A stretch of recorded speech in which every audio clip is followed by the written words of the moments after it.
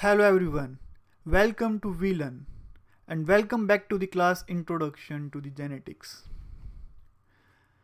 In last class of Introduction to the Genetics, we studied about multiple allelism. In today's class, we will study about the pleiotropy. So we will study pleiotropy. Pleiotropy is one of the most important part of the genetics. So this could be asked in your NEET examination. So let's start our class with the pleiotropy. If we talk about pleo, what do you mean by pleo? So basically pleo means many. What means this?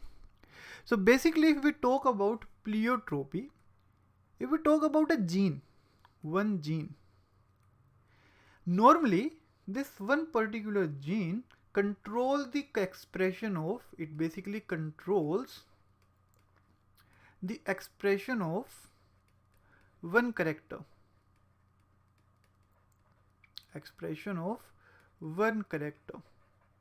So this is the normal condition. So normally it controls the expression of one character, right? Example, like we studied the height gene. This height gene controls the expression of height. So height gene controls the expression of one particular character of the plant, that is height of that particular organism. This height could be tall or dwarf, means there can be two forms. Normally there can be two forms of this character, that can be tall or a dwarf character. But there are few genes, we have discovered a few genes which control the expression of more than one character. So basically when a single gene control the expression of more than one character, then it is called pleiotropy. So basically what is pleiotropy? Pleiotropy is when a single gene, one gene or single gene control the expression of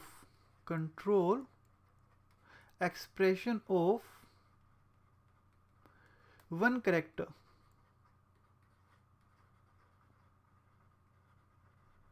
Then it is called pleiotropy. Don't let it confused with the concept of multiple allelism. Multiple allelism is different, pleiotropy is different. What was multiple allelism? So basically if we talk about multiple allelism means multiple allelism means more generally one gene have two alleles. But if one gene have more than two alleles, like we see in the case of blood group, if this have more than two alleles, two forms, then it is what we call multiple allelism. So multiple allelism is different, pleiotropy is different. Multiple alleles may basically there is only one gene, and this one gene control the expression of two alleles or the two forms. But multiple allelism के case में क्या होगा? More than two alleles are present. तो normally एक gene के पास में दो एलील्स होती है, but in case of multiple allelism there is more than two forms. जैसे कि हमने एबीओ ब्लड ग्रुप में पढ़ा था, in case of blood group there were three forms of the same gene. ठीक है, तो basically the number of alleles in case of blood group was 3. But pleiotropy is different. Pleiotropy means one gene control more than one character.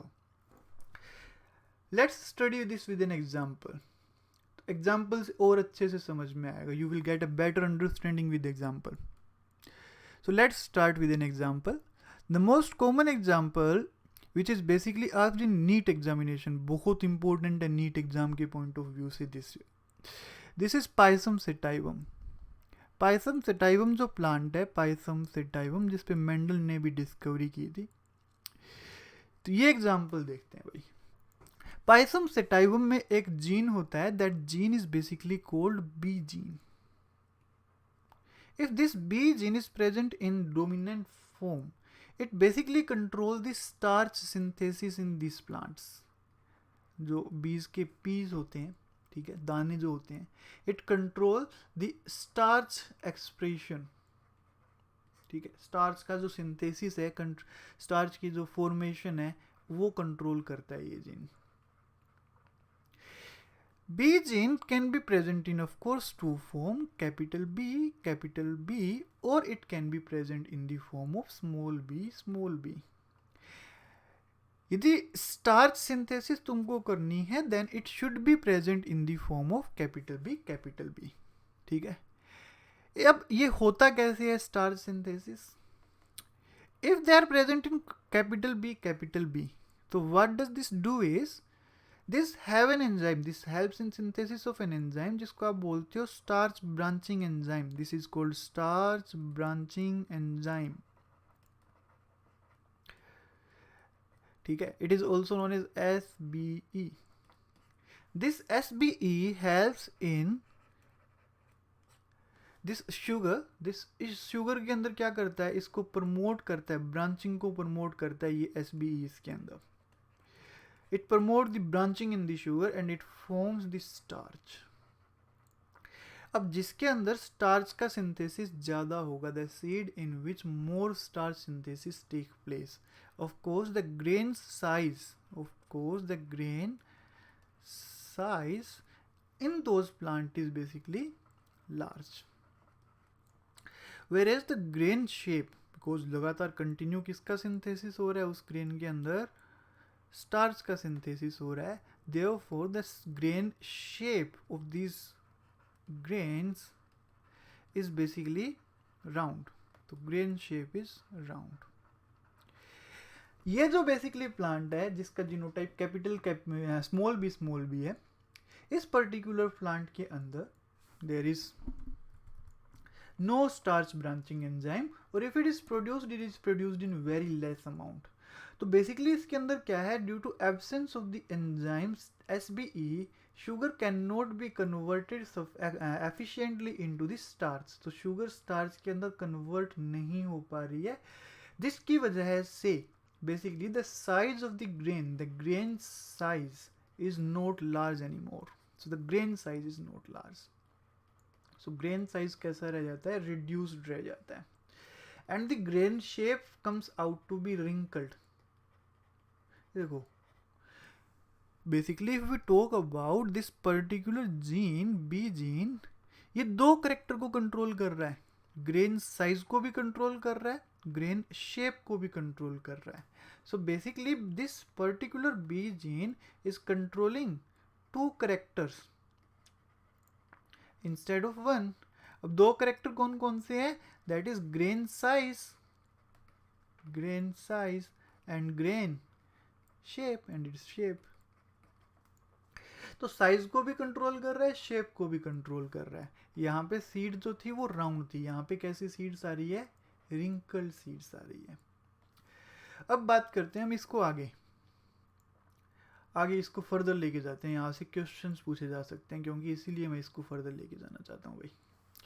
If we talk about this plants, यदि मैं इन plants का cross करवा दूँ, capital B into homozygous small B, यदि इन plants का मैं क्रॉस करवा दूँ, ठीक है, तो हमारे पास में जो ऑर्गेनिज्म ऑब्टेन होगा in the F1 generation, that would be capital B small b.